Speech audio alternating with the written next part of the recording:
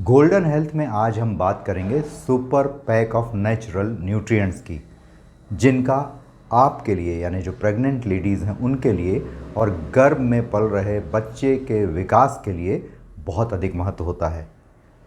इस super pack of natural nutrient में proteins होते हैं, विटामिन्स होते हैं, मिनरल्स होते हैं, माइक्रो न्यूट्रिएंट्स होते हैं, फोलेट्स होते हैं, जिनका आपके बच्चे के विकास के लिए और आपके स्वयं के स्वास्थ्य के लिए बहुत अधिक योगदान होता है।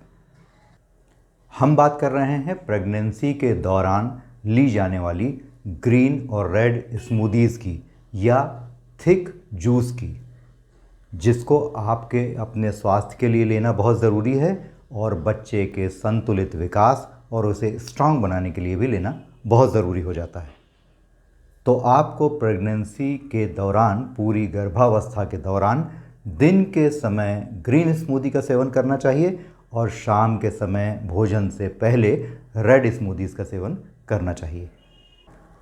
प्रेगनेंसी के दौरान फोलेट्स का यानी विटामिन बी ग्रुप के आयरन का बहुत महत्व होता है। लगातार आप जब इसका सेवन करती हैं, अपनी ग्रीन स्मूदी में आप मेजर ग्रीन्स के रूप में पालक के पत्ते या पान का पत्ता डालती हैं, तो इससे फोलेट बहुत अच्छी मात्रा में मिलता है, जो आपके बच्चे के संतुलित विकास के लिए और उसे स्ट्रांग बनाने के लिए बहुत ज़रूरी होता है। ये आपके बोन्स की हेल्थ के लिए भी बहुत काम की चीज़ होती है। जब इन्हें आप नेचुरल फॉर्म में लेते हैं तो आपको किसी तरह का कोई साइड इफ़ेक्ट नहीं होता, लेकिन अगर इसी को आप सप्लीमेंट के फॉर्म में ले लें या टैबलेट्स के फॉर्म में ले लें तो आपको कई तरह के साइड इफ़ेक्ट्स होते हैं, जैसे आपको कॉन्स्टिपेशन हो सकता है, इंडाइजेशन हो सकता है, आपकी शुगर प्रेगनेंसी के दौरान बढ़ सकती है। इसका मतलब ग्रीन स्मूदी में हमें ऐसे इंग्रेडिएंट्स डालना चाहिए जो फोलेट रिच हों और आपके बच्चे के स्वास्थ्य के लिए बहुत अच्छे हों। ग्रीन स्मूदी में जो फोलेट का तत्व होता है उससे एक चीज़ बहुत अच्छी होती है कि यह आपके बच्चे को न्यूरल ट्यूब डिफेक्ट जैसे विकारों से भी बचा कर रखता है, क्योंकि यह नेचुरल सोर्स ऑफ फोलेट होता है। अब आपको बताता हूँ कि फोलेट के नेचुरल मेजर सोर्स कौन कौन से होते हैं। तो इसमें पालक होता है, ब्रोकली होता है, अगर फलों की बात करें तो ऑरेंज, कीवी जो विटामिन सी रिच फ्रूट होते हैं वो सारे फोलेट रिच भी होते हैं। इसके अलावा राजमा आपके बहुत काम की चीज़ है, ड्राई फ्रूट, नट्स ये बहुत काम की चीज़ है, ये सभी फोलेट के अच्छे सोर्स कहलाते हैं। देखिए, प्रेगनेंसी जो होता है वो हर महिला के जीवन का बेहद महत्वपूर्ण समय होता है और बेहद खुशियाँ देने वाला समय होता है। यह समय ऐसा होता है जब आपको अपने को भी स्वस्थ रखना होता है और गर्भ में पल रहे बच्चे को भी स्वस्थ रखने के लिए बैलेंस न्यूट्रिशन लेना होता है। आइए अब हम ये जानते हैं कि दिन के समय, सुबह के समय ली जाने वाली ग्रीन स्मूदीज़ हम कैसे बना सकते हैं। तो इसमें एक बात ध्यान रखिए आप कि ग्रीन स्मूदीज़ में बैलेंस ऑफ मेजर ग्रीन्स और माइनर ग्रीन्स होना चाहिए। अब मेजर ग्रीन्स क्या होते हैं? मेजर ग्रीन्स होते हैं पालक, पान का एक पत्ता, ये सारे मेजर ग्रीन्स आते हैं जो हमारे यहाँ आसानी से उपलब्ध हो जाते हैं। माइनर ग्रीन्स क्या होते हैं? करी लीव्स यानी कढ़ी पत्ते, मीठी नीम, इसके अलावा धनिया पत्ती, इसके अलावा पुदीना पत्ती, मुनगे की थोड़ी सी पत्तियाँ और बेल की थोड़ी सी पत्तियाँ, इनमें से जितनी चीज़ें आपको आसानी से मिल पाएँ। तो आप ग्रीन स्मूदी कैसे आपको बनाना है? तो सबसे पहले आप क्या करिए कि आप जो मेजर ग्रीन्स हैं, पालक के 2-4 पत्ते ले लीजिए आप, इसके अलावा पान का एक पत्ता कभी कभी डाल सकती हैं आप, इसके साथ साथ माइनर ग्रीन्स के रूप में मीठी नीम के कुछ पत्ते ले लीजिए, पुदीने के कुछ पत्ते ले लीजिए, थोड़ी सी धनिया पत्ती ले लीजिए। टेस्ट बढ़ाने के लिए इसमें आप प्रतिदिन बदल बदल कर एक फल भी डाल सकती हैं, जैसे कभी आपने एप्पल डाल लिया यानी सेब डाल लिया, किसी दिन आपने एक केला डाल लिया, किसी दिन आपने आम डाल लिया अगर सीज़न आम का हो तो, किसी दिन आपने अनार डाल लिया, किसी दिन आपने संतरा डाल लिया। तो ये बदल बदल के जब फल इसमें डालेंगे तो टेस्टी स्मूदी भी बनेगी और आपका जो खाने का मन होगा वो भी अच्छा होगा, क्योंकि प्रेगनेंसी में अक्सर ऐसा होता है कि बार बार वही चीज़ खाने की इच्छा हमें नहीं होती है। इतनी सब चीज़ें बहुत धो के साफ़ करके, क्योंकि ग्रीन्स में एक ध्यान रखना बहुत ज़रूरी होता है कि इनकी सफाई बहुत अच्छे से होना चाहिए, नहीं तो यह आपको पेट में इन्फेक्शन दे सकती है। यह सब करने के बाद आपको करना यह है कि लगभग 100 ml पानी के साथ इन सबको मिक्सी में चर्न करने लाएं। चर्न करने के बाद जो थिक जूस बनेगा, थिक स्मूदी बनेगी आपकी, उसको ग्लास में निकाल लेना है। इच्छा अनुसार आप थोड़ा सा नींबू का रस डाल सकती हैं, थोड़ा सा काला नमक डाल सकती हैं, और कभी कभी अगर अच्छा लगे तो थोड़ी सी मात्रा में आधा चम्मच के आसपास शुद्ध ऑर्गेनिक शहद भी डाल सकती हैं। इस स्मूदी को आपको सुबह सुबह जब मन करे, लेकिन भोजन के पहले ज़रूर ले लेना है, कम से कम 100 ml क्वांटिटी में। इसी तरह प्रेगनेंसी के दौरान शाम के समय लेडीज़ को रेड स्मूदी का सेवन करना चाहिए। अब इस रेड स्मूदी के इंग्रेडिएंट्स क्या क्या होते हैं? तो इसमें टमाटर होता है, इसमें चुकंदर होता है और इसमें गाजर होती है। रेड स्मूदी में जो टमाटर और चुकंदर होते हैं वो विटामिन सी रिच फूड कहलाते हैं। इसके अलावा इनमें एंटीऑक्सीडेंट्स भी भरपूर मात्रा में होते हैं। विटामिन सी से आपके बच्चे की इम्यूनिटी स्ट्रांग होती है।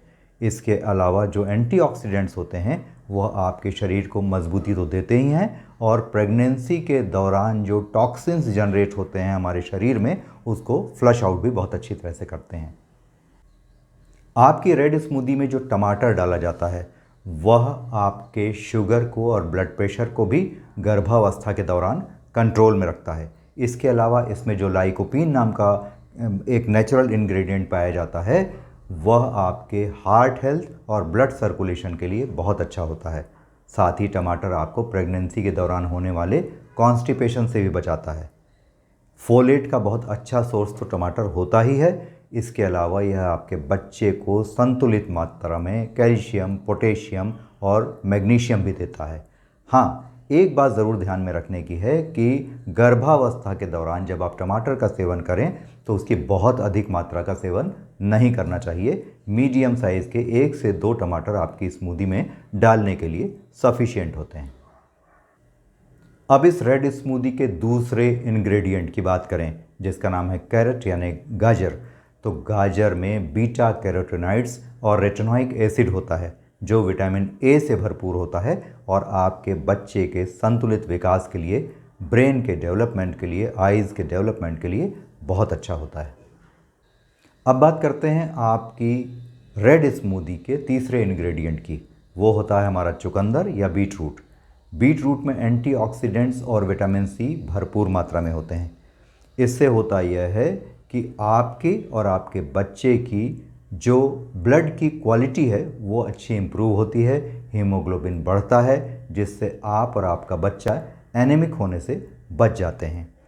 इसके अलावा इसमें जो विटामिन सी होता है वह शरीर में आयरन के एब्जॉर्प्शन को यानी फोलेट्स के एब्जॉर्प्शन को बढ़ा देता है। इसके अलावा बीट रूट में सिलिका और मैग्नीशियम पाया जाता है, जो शरीर में कैल्शियम के एब्जॉर्प्शन को बढ़ाकर माँ और बच्चे की बोन डेंसिटी को बहुत अच्छी तरह से इम्प्रूव करता है। तो रेड स्मूदी बनाने के लिए आपको करना क्या है? 2 छोटे साइज़ के या 1 बड़ा टमाटर ले लेना है, 1 गाजर ले लेनी है और 1 मीडियम साइज़ का बीट रूट ले लेना है। इनको छोटे छोटे टुकड़ों में काट कर अच्छी तरह से धोकर 100 ml पानी के साथ मिक्सी में डालकर इसे चर्न कर लेना है। जो थिक स्मूदी आपकी तैयार होगी उसमें आप थोड़े से नींबू के रस डाल सकते हैं, या बहुत ज़रूरी आपको लगे तो कभी कभी थोड़ा सी मात्रा में शहद डाल सकते हैं। टेस्ट बढ़ाने के लिए काले नमक का भी इस्तेमाल कर सकती हैं। कई बार प्रेगनेंसी में ऐसा होता है कि रोज़ रोज़ यह स्मूदी हम कहाँ से पिएंगे, अच्छी नहीं लगती है या जी अच्छा नहीं कर रहा है, इसे पीने का मन नहीं कर रहा है। उस केस में आप चुकंदर, टमाटर और गाजर डालकर अपने लिए टेस्टी सूप का भी निर्माण कर सकती हैं, टेस्टी सूप भी बना सकती हैं। तो अगर स्मूदी पीने का मन ना करे तो आप सूप लीजिए, सूप भी आपको काफ़ी कुछ वैसा ही फ़ायदा देगा। तो आप अपने जीवन के माँ बनने के इस सबसे खूबसूरत एहसास को माँ प्रकृति के साथ जोड़िए और हेल्दी नेचुरल न्यूट्रिएंट्स का ही सेवन कीजिए और अपनी और अपने प्यारे बच्चे की सेहत को बहुत अच्छा बनाइए। और हाँ, अगर न्यूट्रिशन से जुड़ी किसी बीमारी के रिवर्सल से जुड़ी, जैसे diabetes, obesity, blood pressure, kidney या लीवर की बीमारी से जुड़ी किसी भी समस्या के संबंध में आपको न्यूट्रिशन से संबंधित कोई सलाह मुझसे लेनी हो तो आप मुझसे इस नंबर पर संपर्क कर सकती हैं। और हाँ, इस वीडियो को बहुत बड़ी मात्रा में सब्सक्राइब शेयर और लाइक ज़रूर कीजिएगा ताकि बहुत सारे लोगों को इसका फ़ायदा मिल सके। Thanks for watching.